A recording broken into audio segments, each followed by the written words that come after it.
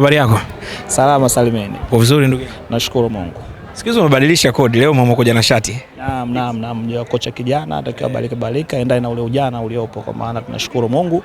Huku nje mambo yanakuwa vizuri na ndani yanakuwa vizuri. Sawa, tueleze sasa kiujumla mechi kiufundi ilikuwaje? Ukitazama dakika 45 za kwanza tumefunga mabao matatu pasina kuruhusu bao. Dakika 45 za kipindi cha pili hatujaruhusu bao na hatujafunga bao.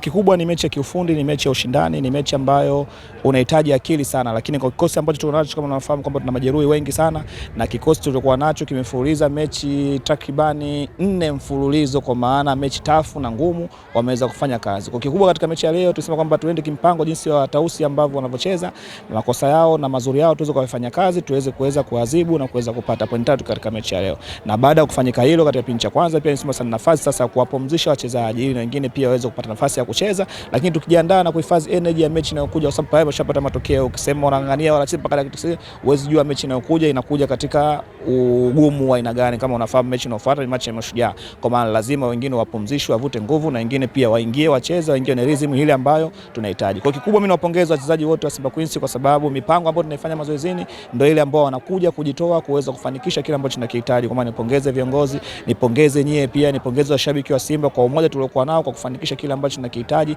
Kunahitaji kujitoa sababu ligi ni ngumu. Tausi leo tunafunga 3-0, lakini ukiangalia wapinzani wetu wa juu kama JKT wameshinda goli 2, ukiangalia Yanga walishinda 3-2. Kwa ni mechi ambayo inahitaji ufundi sana na umakini zaidi kwa kuweza kufanikisha. Tunasema kwamba tumekaa juu, tunajizatiti kuendelea kukaa juu mpaka ligi inapokwisha. Tunakaa vipi pale juu? Kwa maana ya kushinda pointi 3. Haya magoli 10, 8, 6 saa yatakuja tu siku, lakini mwisho wa siku tunachokiangalia ni pointi 3, ndio kitu cha msingi. Nimemaliza maswali mwalimu. Asante sana.